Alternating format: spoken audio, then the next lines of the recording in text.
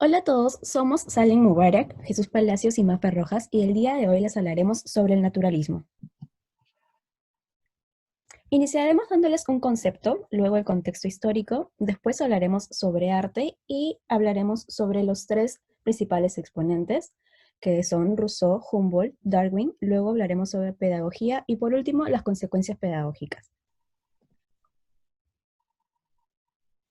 El naturalismo fue un movimiento que surgió como una continuación del realismo, pero más profunda. Tuvo relación con el arte, la filosofía, pero principalmente con la literatura. Tuvo relevancia al manifestarse mediante una visión artística con mayor enfoque en la realidad.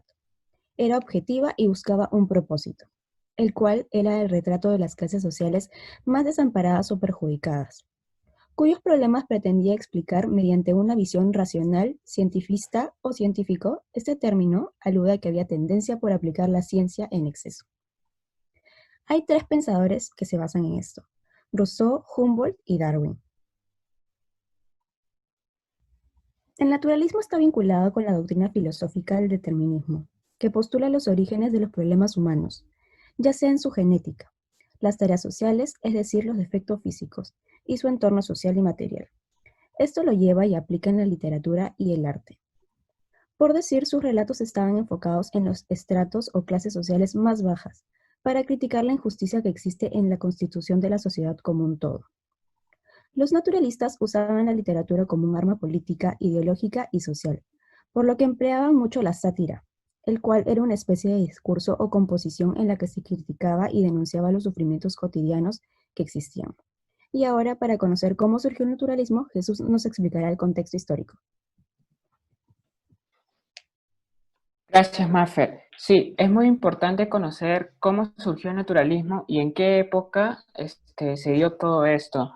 Primero, apareció en un escenario que atravesaba Europa durante el siglo XIX, en la cual existía una especie de disputa entre dos tendencias. Por un lado, el realismo, quien se le consideraba como el hijo de la Ilustración francesa, que defendía la razón de las personas, pero también estaba el romanticismo, un movimiento con un mayor ideal. Podría decirse que el romanticismo o es literalmente tal cual subjetivo, que anhelaba o valoraba los sueños, los relatos clásicos y la herencia mítica como una oposición a la Ilustración francesa, que se mencionó en primera instancia. El naturalismo tuvo su origen en Francia, pero de manera próxima se esparció por Europa, en países como Alemania, en Italia, que lo llamaban verismo, en Gran Bretaña, en Rusia y España, pero como se dijo antes, surgió principalmente en donde no solo surgió primero en Francia, sino que ahí principalmente fue donde agarró más fuerza e impacto el naturalismo, cuyo máximo exponente, quien estaba a la cabeza, era escritor, a quien me refiero al también periodista Émile Zola, considerado como el padre y el que tuvo mayor influencia en esta corriente. Sin embargo, surgió en una época inestable. Por ejemplo, en Europa lograron erradicar el absolutismo y en algunos países triunfó y predominó como clase dominante la burguesía. Por otro lado, en España, hacia el año 1868 aproximadamente, tuvo lugar la Revolución Liberal, que trajo como consecuencia el destronamiento de la reina Isabel II. Se proclamó la Primera República. La burguesía capitalista toma la batuta en la política y se vuelve conservadora. Aumenta el número de electores, lo cual esto significaría un factor muy determinante. Se producía la revolución industrial, se comienza a aplicar la ciencia a la técnica. Es una época de inventos en donde destaca el ferrocarril, los motores de explosión, la fotografía, entre otros. Pero no solo abarcó Europa, ya que llegó a Hispanoamérica, por ejemplo, en Puerto Rico, Chile, Argentina, México y Venezuela, en el que se vinculaban y centraban en el indigenismo, por lo que tuvo un enfoque en el rol o protagonismo que cumplían los indígenas, ya que, como lo mencionó en primera instancia Maffer, servía para enfocarse principalmente en las clases sociales más bajas. Es en este contexto que surge el naturalismo, que por cierto tuvo una fuerte influencia de las obras científicas y sociológicas, del positivismo de Comte, el evolucionismo de Charles Darwin, la genética de Mendel y el materialismo histórico de Marx y Engels. Al naturalismo se le considera como que está un paso adelante del realismo.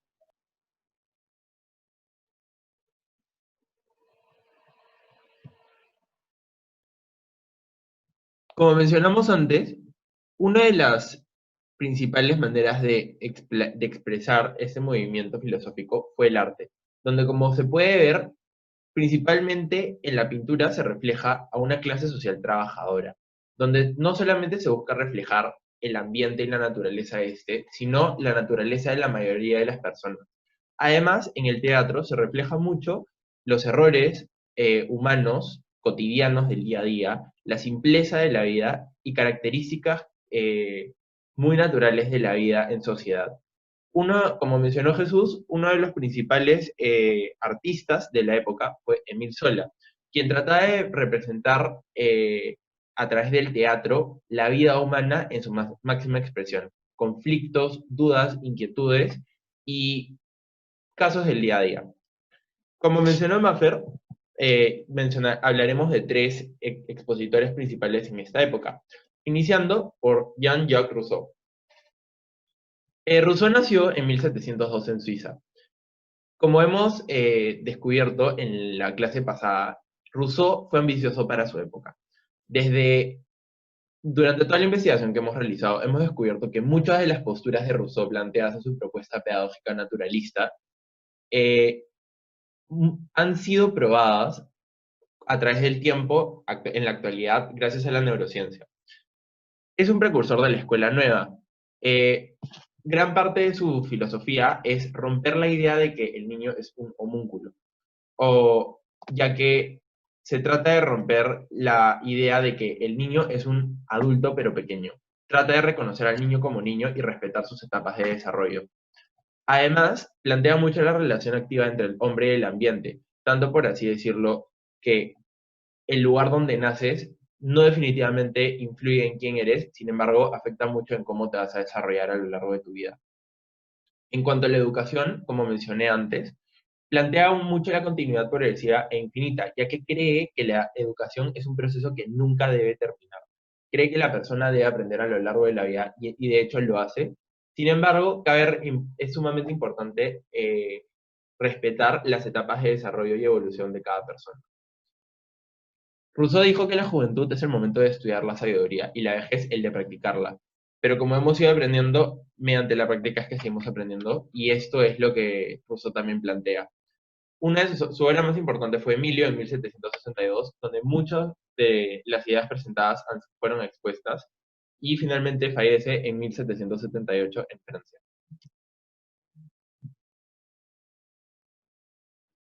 Cabe resaltar que Rousseau se enfocaba principalmente en 12 características cuando nos referimos al naturalismo.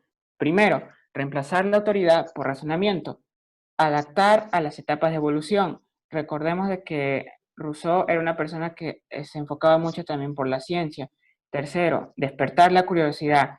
Consideraba que era muy importante la curiosidad en lo que respecta ya no solo mediante la filosofía, sino también en la pedagogía. Era muy importante para a partir de ello surjan nuevos descubrimientos, ¿no? Y justamente como se mencionó antes, esta fue una época donde se dieron numerosos inventos, donde destacaba el ferrocarril y la fotografía. Como cuarto, Rousseau consideraba muy importante la actividad física, los sentidos, la no memoria, o sea, el aprendizaje no debía ser realizado de manera mecánica.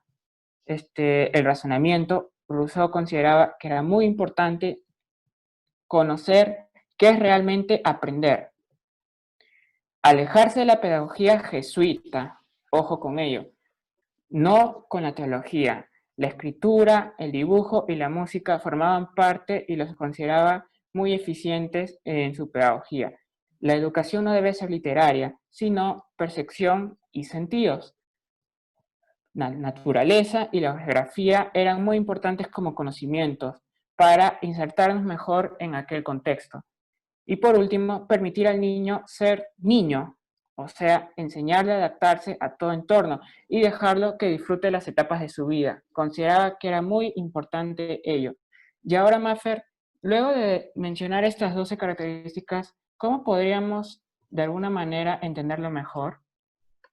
En base a ello, Rousseau considera y enfatiza en tres puntos muy importantes: respetar la naturaleza propia del niño, transformar la escuela y, por último, enfocarse en la diversidad.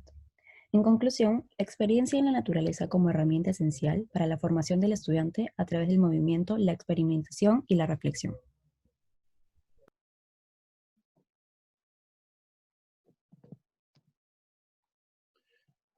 Uno de los siguientes expositores, como mencionó Maffer, sería Alexander von Humboldt. Alexander von Humboldt nació en Alemania en 1769 y fue un reconocido geólogo. Por suerte, en un momento de su vida le dio una herencia, lo cual le permitió poder realizar viajes a lo largo de Sudamérica, Cuba y México. De esta manera reconoció y aprendió en distintas geografías descubrimientos que plantea a lo largo de su vida. Durante estas investigaciones, Humboldt conoce y se encarga de la expansión de conocimientos sobre el árbol de la quina, árbol que se encuentra en nuestro escudo nacional, y además también descubre la especie de la anguila eléctrica. Además, también descubre la corriente de Humboldt, la cual explica por qué nuestras aguas son más frías, y además presenta el descubrimiento de las hábitats, que es la relación entre el tipo de especies y tipo de seres vivos, tanto entre animales y plantas, que viven según el ambiente en el que se encuentran. Además, presenta una gran importancia entre el rol del ambiente dentro de la diversidad, pues no solo explica tanto en seres vivos como animales y plantas, sino también en personas. En 1859 fallece en Alemania. Charles Darwin vendría a ser el tercer expositor que presentamos. Nace en 1809 en Reino Unido y en 1865 inicia su investigación en Galápagos. Durante toda su vida presentó investigaciones y siempre fue una persona que reconoció sus errores. Nunca fue uno de esos investigadores modestos que siempre trataba de decir que tenía la razón. Durante su expedición en Galápagos y en las islas Galápagos, descubrió tres principales conceptos y descubrimientos científicos, los cuales se explican de esta manera, que vendrían a ser la transformación de los seres vivos, tanto por el inicio de la selección natural, que se podría explicar como las personas o los seres más sanos sobreviven, se reproducen y otorgan sus características, la evolución y finalmente el origen de las especies. Si bien es cierto, suenan como conceptos divididos, son conceptos que se relacionan uno con otro de alguna manera como un círculo vicioso. Pues la selección natural explica que las personas más, o sea, vale la redundancia porque lo acabo de explicar, las especies que pueden continuar su reproducción, ya que tienen las mejores características, están evolucionando continuamente. Y finalmente se obtiene una especie mejorada, digamos, esa reproducción, este hijo que obtienen o esta cría, viene a ser una especie genéticamente alterada con las mejores características y así se forman especies distintas. Como mencioné antes, siempre aceptó sus errores y a la vez es uno de los científicos más influyentes de la historia. Fallece en 1882 en Reino Unido.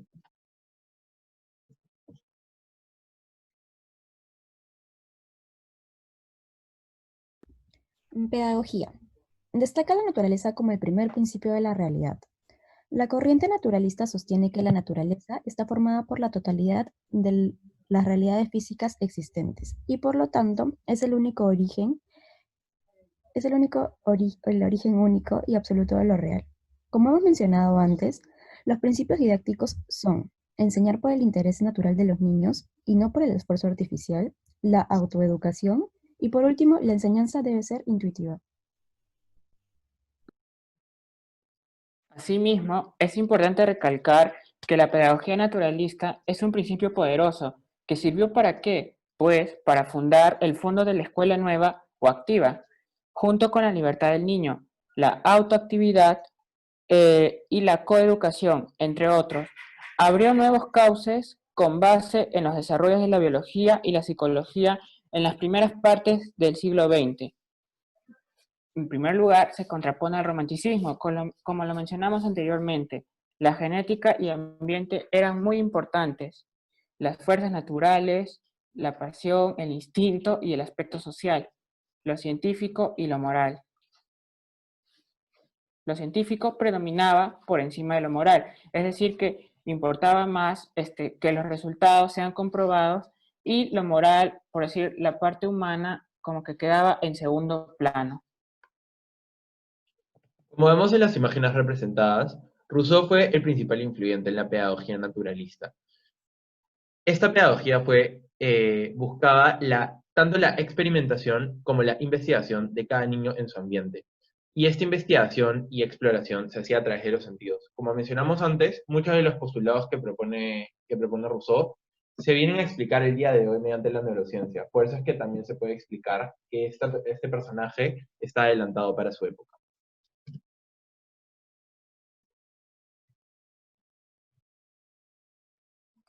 Como se mencionó antes, la nueva escuela, que se consideraba que tenía que ser activa, justamente ahora explicaremos en qué consiste. Pues la nueva escuela era una crítica a la escuela tradicional. El naturalismo pretendía de que ese tipo de escuela era como una especie de fracaso y que lo que necesitaba era que la educación sea, valga la redundancia, sea de manera activa. Y gracias a profundos cambios socioeconómicos y la aparición de nuevas ideas filosóficas y psicológicas, tales como las corrientes empiristas, positivistas, pragmatistas, que se concretan en las ciencias. Esta concepción pedagógica, cuyo progenitor fue Dewey, centra el interés en el niño y en el desarrollo de sus capacidades. Lo reconoce como sujeto activo de la enseñanza y por lo tanto el alumno es el que cumple el papel principal en el aprendizaje. Otro elemento que se identifica por esta tendencia pedagógica es que la educación se considera como un proceso social y para asegurar su propio desarrollo, la escuela prepara para que el niño viva en su sociedad. Ella se concibe como una comunidad en miniatura, en la que se aprende haciendo, por lo cual era muy importante la libertad del niño, era muy importante que se fomente un aprendizaje autónomo, que aprenda de manera independiente, no esperar de que alguien esté detrás de uno mismo, sino que uno mismo tenga esa motivación, esa capacidad para investigar y adquirir conocimientos por sí mismo.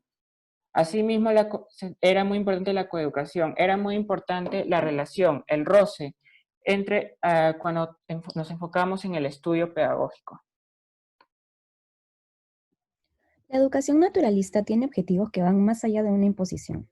Este debe pretender el desarrollo personal y el desenvolvimiento de todas las capacidades del niño para conseguir una mayor perfección, formando al niño como un ser social, pensando en el bienestar de los demás, como por ejemplo pensar en la educación de los demás utilizando métodos útiles creados por el educador. Diversos son los modelos derivados de esta escuela que comparten con los lineamientos generales. Entre ellas podemos citar la pedagogía no directiva, la educación libertaria y la enseñanza desescolarizada. Enseñar en la pedagogía no directiva significa permitir que el estudiante aprenda mediante la expresión libre y en función a sus necesidades en un clima afectivo favorable, de comprensión, aceptación y respeto. Lo más importante para los partidarios de la pedagogía libertaria es que los individuos decidan, conscientes de sus limitaciones, lo que les interesa aprender y cómo quieren hacerlo sin que nadie tenga que impartir órdenes. En la desescolarización, los estudiantes aprenden durante las actividades cotidianas como el juego, tareas del hogar, intereses y curiosidades personales, trabajo y contratos de aprendizaje, viajes, libros, clases, entre otras. Salen, y para terminar, quisiera que nos ayudes con algunas conclusiones o qué consideras de que trajo como impacto como en la pedagogía el naturalismo. Ok, Jesús. La principal o más importante, por así decir, consecuencia pedagógica en la actualidad que trae el naturalismo vendría a ser la propuesta educativa de enseñar en la naturaleza, literalmente. Como vemos, en Chile hay una propuesta educativa que se llama Bosque Escuela, la cual busca vivir en la naturaleza y libertad, llevar el colegio fuera del aula, literalmente. Tanto que el niño aprende a ser parte del mundo y entiende su concepción dentro del mundo. Entiende que no está ahí únicamente. O sea, la persona no es lo único que hay en el mundo, sino también los otros distintos seres vivos y a poder aprender a través de conceptos naturales y la experimentación científica. En el caso de Perú, estas propuestas se está tratando de considerar de manera, privada, por así decirlo. No es algo que el Estado está buscando hacer, Sin embargo, hay el interés por lograr este tipo de educación a través del ambiente y la naturaleza. Bueno, esperamos que les haya gustado mucho la presentación y esto fue todo. Muchas gracias.